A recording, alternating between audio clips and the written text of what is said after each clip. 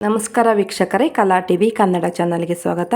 Friends, ಇವತ್ತಿನ ವಿಡಿಯೋದಲ್ಲಿ ಹಣ್ಸಿನ್ಕಾಯಿನಂತೂ ನಾವು ಹಣ್ಣೆಲ್ಲ ತಿಂತೀವಿ. ಅದರೊಳಗಿರೋ ಬೀಜನ ಎಷ್ಟೋ ಜನ ಬಿಸಾಡ್ತೀವಿ. ಹಣ್ಸಿನ ಬೀಜನ ಬಿಸಾಡ್ದಲೇ ಯಾವ ರೀತಿ ಸಾಂಬಾರನ್ನ ಸಿಂಪಲ್ಲಾಗಿ ಟೇಸ್ಟಿಯಾಗಿ ಮಾಡ್ಬೋದು ಅಂತ ಅಂದ್ಬಿಟ್ಟು ನಾನು ಈ ವಿಡಿಯೋದಲ್ಲಿ ನಿಮ್ಮ ಜೊತೆ ಹಂಚ್ಕೊಳೋದಕ್ಕೆ ಇಷ್ಟಪಡ್ತಾ ಇದ್ದೀನಿ. ನೋಡಿ, ಹೀಗೆ ಹಣ್ಸಿನ ಬೀಜದಲ್ಲಿರೋ ಸಿಪ್ಪೆನ ಮೇಲ್ಭಾಗದ ಸಿಪ್ಪೆನೆಲ್ಲ ತೊಗೊಬೇಕಾಗುತ್ತೆ. ನಾನು ಒಂದು ಸ್ವಲ್ಪ ನೋಡಿ ಈ ಕಲ್ಲಲ್ಲಿ ಈ ಥರ ಕುಟ್ಕೊಂಡ್ಬಿಟ್ಟು ತಗೊಂಡಿದ್ದೀನಿ. ಬೇಕು ಅಂತಂದರೆ ನೀವು ಚಾಕಲ್ಲಿ ಹಾಗೇ ಈಗ ಅರ್ಧದಲ್ಲಿ ಕಟ್ ಮಾಡ್ಕೊಬೋದು. ನೋಡಿ, ಹೀಗೆ ಉಂಡೆ ಇರುತ್ತಲ್ವ, ಹಣ್ಸಿನ ಬೀಜ ಇರುತ್ತಲ್ಲ, ಆ ಹಣ್ಸಿನ ಬೀಜನ ಹೀಗೆ ಕಟ್ ಮಾಡ್ಕೊಬೋದು. ಬೇಕು ಅಂದರೆ ನಾನು ಹಂಗೆ ಕಟ್ ಮಾಡ್ಕೊಂಡಿಲ್ಲ, ಚೆಚ್ಕೊಂಡಿದ್ದೀನಿ. ಚೆಚ್ಚಿದ್ರೆ ಒಂದು ಸ್ವಲ್ಪ ರಸ ಎಲ್ಲ ಚೆನ್ನಾಗಿ ಬಿಟ್ಕೊಳ್ಳುತ್ತೆ. ಇದು ಹಣ್ಸಿನ್ಕಾಯಿ ಬೀಜದ ಸಾಂಬಾರು ತುಂಬಾ ಟೇಸ್ಟಿಯಾಗಿರುತ್ತೆ, ಹಾಗಾಗಿ ಗಟ್ಟಿಯಾಗುತ್ತೆ. ಅದಕ್ಕೋಸ್ಕರ ನಾನು ಒಂದು ಸ್ವಲ್ಪ ಕದ್ರೋದ್ರೂ ಪರವಾಗಿಲ್ಲ ಅಂತಂದ್ಬಿಟ್ಟು ನಾನು ಚೆಚ್ಕೊಂಡಿದ್ದೀನಿ. ಇಲ್ಲಾಂತಂದರೆ ಉಂಡೆ ಬೀಜಗಳು ಸಿಗಬೇಕು ಅಂತಂದರೆ ನೀವು ಕಟ್ ಮಾಡ್ಕೊಬೋದು. ಮಧ್ಯದಲ್ಲಿ ಕಟ್ ಮಾಡಿಕೊಂಡು ಮೇಲ್ಗಡೆ ಸಿಪ್ಪೆನ ಎತ್ಕೊಬೋದು.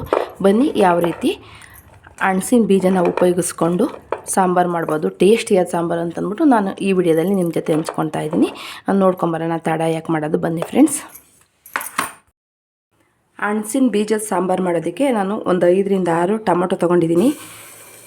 ಸಣ್ಣದಾಗಿದ್ದರೆ ಟೊಮೊಟೊ ಒಂದು 5 ರಿಂದ 6 ತೊಗೊಳ್ಳಿ. ನಾನಿಲ್ಲಿ ಒಂದು 5-6 ಜನಕ್ಕೆ ಯಾವ ರೀತಿ ಮಾಡೋದು ಅಂತ ತೋರಿಸ್ತಾ ಇದ್ದೀನಿ. ಹುಳಿ ಟೊಮೊಟೊ ತೊಗೊಂಡಿದ್ದೀನಿ. ನಿಮ್ಗೆ ಯಾವ ಟೊಮೊಟೊ ಬೇಕೋ ಆ ಟೊಮೊಟೊ ತೊಗೊಳ್ಳಿ. ಒಂದು 4 ರಿಂದ 5 ಮೆಣಸಿನ್ಕಾಯಿ, ಹಸಿಮೆಣ್ಸಿನ್ಕಾಯಿ, 1 ಗೆಡ್ಡೆ ಬೆಳ್ಳುಳ್ಳಿನ ಸಿಪ್ಪೆ ತೆಗೆದ್ಬಿಟ್ಟು ಜಜ್ಜಿಬಿಟ್ಟು ತೊಗೊಂಡಿದ್ದೀನಿ. ಇದರ ಜೊತೆಗೆ ಹಣ್ಸಿನ ಬೀಜ,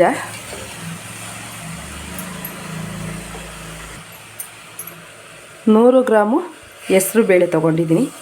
ಯಾವುದೇ ಕಾಳು ಬೇಳೆ ನಾವು ಸಾಂಬಾರ್ಗೆ ಹಾಕೋದಕ್ಕಿಂತ ಮುಂಚೆಗೆ ತೊಳ್ಕೊಬೇಕಾಗುತ್ತೆ ನೀಟಾಗಿ. 100 ಗ್ರಾಮ್ ಸೇರಿಸ್ಕೊಂಡಿದ್ದೀನಿ. ಹಾಗೆ ಒಂದು ದೊಡ್ಡ ಈರುಳ್ಳಿನ ಕಟ್ ಮಾಡಿಬಿಟ್ಟು ಸೇರಿಸ್ತಾ ಇದ್ದೀನಿ. ಇದರ ಜೊತೆಗೆ ಧನ್ಯ ಪುಡಿ 1 ಟೇಬಲ್ ಸ್ಪೂನು, ಅರಿಶಿಣ ಒಂದು ಸ್ವಲ್ಪ, ಮತ್ತು ಹಸಿಮೆಣ್ಸಿನ್ಕಾಯಿ ಹಾಕಿರೋದ್ರಿಂದ ಖಾರದ ಪುಡಿ ನೋಡ್ಕೊಂಡು ಹಾಕ್ಕೊಳ್ಳಿ. ಖಾರಕ್ಕೆ ತಕ್ಕಷ್ಟು ಖಾರದ ಪುಡಿ, ರುಚಿಗೆ ತಕ್ಕಷ್ಟು ಉಪ್ಪನ್ನು ಸೇರಿಸ್ಬಿಟ್ಟು ಬೇಯೋದಕ್ಕೆ ನೀರನ್ನ ಸೇರಿಸ್ಕೊಬೇಕಾಗುತ್ತೆ. ನೀರು ಹಾಕ್ಬಿಟ್ಟು ಮುಚ್ಚಿಬಿಟ್ಟು ಒಂದೆರಡು ಸಲ ಕೂಗಿಸ್ಕೊಬೇಕು. ಒಂದು ಸ್ವಲ್ಪ ಕರಿಬೇವಿನ ಸೊಪ್ಪು ಹಾಕ್ಬಿಟ್ಟು ಮುಚ್ಚಿಬಿಟ್ಟು 2 ಸಲ ಕೂಗಿಸ್ಕೊಳ್ಳೋಣ.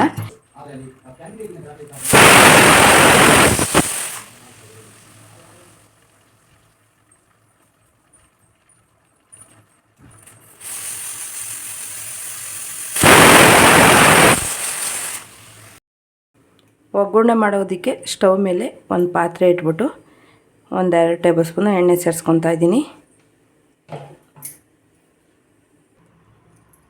ಎಣ್ಣೆ ಬಿಸಿಯಾಗಿದೆ, ಸಾಸಿವೆ ಸೇರಿಸ್ಕೊತಾ ಇದ್ದೀನಿ.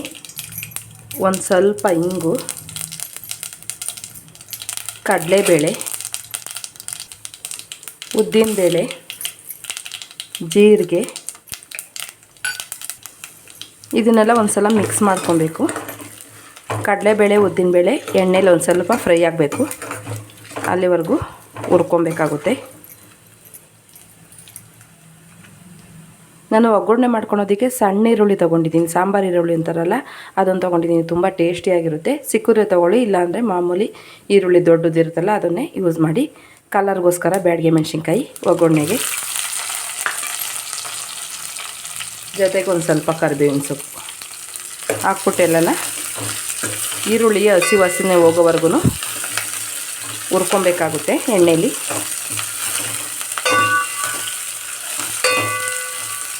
ಸಾಂಬಾರು ಈರುಳ್ಳಿ ಚೆನ್ನಾಗಿರುತ್ತೆ. ತುಂಬಾ ಭಟ್ರುಗಳೆಲ್ಲ ಇವಾಗ ಯೂಸ್ ಮಾಡ್ತಾರೆ. ಮತ್ತು ಕೇರಳದವರು ಈ ಸಾಂಬಾರು ಈರುಳ್ಳಿ ಇಲ್ಲ ಅಂದರೆ ಸಾಂಬಾರು ಮಾಡೋದೇ ಇಲ್ಲ, ಅಷ್ಟು ಟೇಸ್ಟಿಯಾಗಿರುತ್ತೆ.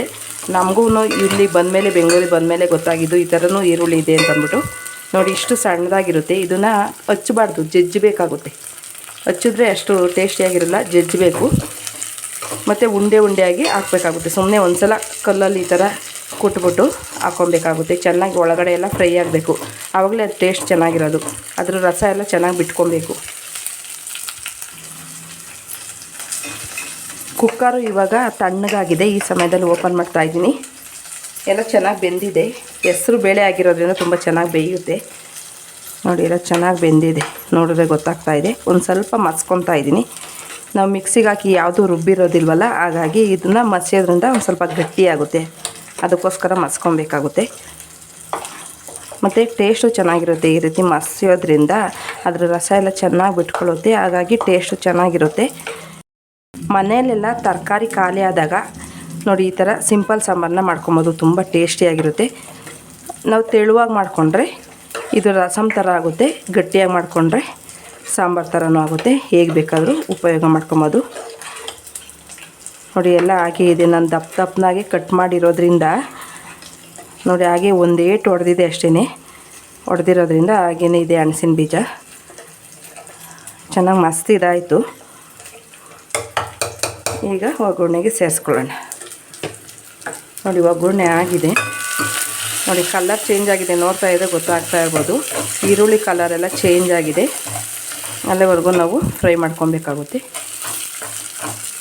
ನೋಡಿ ಈಗ ಒಗ್ಗರಣೆ ಎಲ್ಲ ಚೆನ್ನಾಗಿ ಬಾಡಿದೆ. ಈ ಸಮಯದಲ್ಲಿ ಮಸ್ತ್ ಇರೋಂಥ ಸಾಂಬಾರನ್ನ ಸೇರಿಸ್ತಾ ಇದ್ದೀನಿ. ಎಷ್ಟು ತೆಳು ಬೇಕೋ ಅಷ್ಟು ತೆಳುವಾಗಿ ನಾವು ಈ ಸಮಯದಲ್ಲಿ ನೀರನ್ನು ಸೇರಿಸ್ಬೇಕಾಗುತ್ತೆ. ನೋಡಿ ಈ ಸಮಯದಲ್ಲಿ ನಾನು ನೀರನ್ನು ಸೇರಿಸ್ಕೊತಾ ಇದ್ದೀನಿ. ನಾವು ಹಣ್ಸಿನ ಹಣ್ಣನ್ನು ತಿಂದ್ಬಿಟ್ಟು ಬೀಜನ ಬಿಸಾಡೋದ್ರ ಬದಲು ಈ ರೀತಿ ಸಾಂಬಾರನ್ನ ಮಾಡೋದ್ರಿಂದ ತುಂಬ ಟೇಸ್ಟಿಯಾಗಿರುತ್ತೆ. ನೀವು ಸಹ ಟ್ರೈ ಮಾಡಿ ಫ್ರೆಂಡ್ಸ್. ಕೊನೆಯದಾಗಿ ಒಂದು ಸ್ವಲ್ಪ ಕೊತ್ತಂಬರಿ ಸೊಪ್ಪನ್ನು ಸೇರಿಸ್ಕೊತಾ ಇದ್ದೀನಿ. ಈ ಸಾಂಬಾರಿಗೆ ತೆಂಗಿನಕಾಯಿ ಹಾಕೋದೇ ಆಗಲಿ, ಕಡಲೆ ಬೀಜದ ಪುಡಿನ ಹಾಕೋದೇ ಆಗಲಿ, ಇಲ್ಲ ಅಂತಂದರೆ ಸಾಂಬಾರನ್ನ ರುಬ್ಬಿಟ್ಟು ಮಾಡೋದೇ ಆಗಲಿ ಯಾವುದೇ ಮಾಡಿಲ್ಲ, ಆದ್ರೂ ತುಂಬಾ ಟೇಸ್ಟಿಯಾಗಿರುತ್ತೆ. ನಮಗೆ ತರಕಾರಿಗಳು ಇಲ್ಲೋ ಸಮಯದಲ್ಲಿ ಸಾಂಬಾರು ಇಲ್ಲ ಅಂತಂದ್ಬಿಟ್ಟು ಒನ್ ಟೈಮ್ಗೆ ಏನಾದರೂ ಮಾಡಬೇಕು ಅನ್ನೋ ಟೈಮಲ್ಲಿ ಈ ರೀತಿ ಸಾಂಬಾರು ಮಾಡಿಕೊಂಡ್ರೆ ತುಂಬಾ ಟೇಸ್ಟಿಯಾಗಿರುತ್ತೆ ಫ್ರೆಂಡ್ಸ್. ನೀವು ಒಂದು ಸಲ ಟ್ರೈ ಮಾಡಿ, ತುಂಬಾ ಚೆನ್ನಾಗಿರುತ್ತೆ. ಹಣ್ಸಿನ ಬೀಜನ ಇದೇ ಸಾಂಬಾರ್ಗೆ ಹಾಕಬೇಕು ಅಂತ ಏನಿಲ್ಲ. ನಾವು ಬಸ್ಸಾರು ಬೇಕಾದ್ರೂ ಮಾಡ್ಬೋದು, ಹುಳಿ ಸಾಂಬಾರು ಬೇಕಾದ್ರೂ ಮಾಡ್ಬೋದು, ಯಾವುದೇ ತರಕಾರಿಗಳ ಸಾಂಬಾರು ಮಾಡಬೇಕಾದ್ರೂ ನಾವು ಹಣ್ಸಿನ ಬೀಜನ ಹಾಕ್ಬೋದು. ಅಷ್ಟು ಟೇಸ್ಟಿಯಾಗಿರುತ್ತೆ. ಹುಳ್ಳಿಕಾಳು ಮತ್ತು ಹಣ್ಸಿನ ಬೀಜನ ಹಾಕ್ಬಿಟ್ಟು ಬಸ್ಸಾರು ಮಾಡಿದ್ರೆ ಸೂಪರಾಗಿರುತ್ತೆ ಫ್ರೆಂಡ್ಸ್. ಹಾಗೆಯೇ ಆರೋಗ್ಯಕ್ಕೆ ತುಂಬಾ ಒಳ್ಳೆಯದು ಹಣ್ಸಿನ ಬೀಜ. ಹಾಗಾಗಿ ಹಣ್ಸಿನ ಬೀಜನ ಬಿಸಾಡೋದ್ರ ಬದಲು ಈ ರೀತಿ ಉಪಯೋಗ ಮಾಡ್ಕೊಬೋದು. ಹಣ್ಸಿನ ಬೀಜನ ಹುರಿದ್ಬಿಟ್ಟು ಸಹ ಹಾಗೆಯೇ ತಿನ್ಬೋದು. ಊರಲ್ಲೆಲ್ಲ ನಾವು ಕೆಂಡದಲ್ಲಿ ಸುಟ್ಬಿಟ್ಟು ತಿಂತಾ ಇದ್ವಿ. ಇವಾಗ ಕೆಂಡದಲ್ಲಿ ಸುಟ್ಟು ತಿನ್ನೋದ್ರ ಬದಲು ಹುರಿದ್ಬಿಟ್ಟು ತಿನ್ಕೊಬೋದು. ಇವಾಗೆಲ್ಲ ಕೆಂಡ ಎಲ್ಲ ಜಾಸ್ತಿ ಇರೋದಿಲ್ವಲ್ಲ. ನೋಡಿದ್ರಲ್ಲ ಫ್ರೆಂಡ್ಸ್, ಎಷ್ಟು ಸಿಂಪಲ್ಲಾಗಿ ಸಾಂಬಾರನ್ನ ಟೇಸ್ಟಿಯಾಗಿ ಮಾಡ್ಕೊಬೋದು ಅಂತಂದ್ಬಿಟ್ಟು ನಾನು ಈ ವಿಡಿಯೋದಲ್ಲಿ ನಿಮ್ಮ ಜೊತೆ ಹಂಚ್ಕೊಳೋದಕ್ಕೆ ಇಷ್ಟಪಟ್ಟಿದ್ದೀನಿ. ಈ ವಿಡಿಯೋ ನಿಮ್ಮೆಲ್ಲರಿಗೂ ಇಷ್ಟ ಆಗಿದೆ ಅಂತ ನಾನು ತಿಳ್ಕೊತಾ ಇದ್ದೀನಿ. ಇಷ್ಟ ಆಗಿದ್ದರೆ ಹಾಗೆ ಲೈಕ್ ಮಾಡಿ, ಶೇರ್ ಮಾಡಿ, ಕಮೆಂಟ್ ಮಾಡಿ, ಹಾಗೆ ಕಲಾ ಟಿವಿ ಕನ್ನಡ ಚಾನಲ್ನ ಸಬ್ಸ್ಕ್ರೈಬ್ ಮಾಡ್ಕೊಳ್ಳಿ. Thank you friends.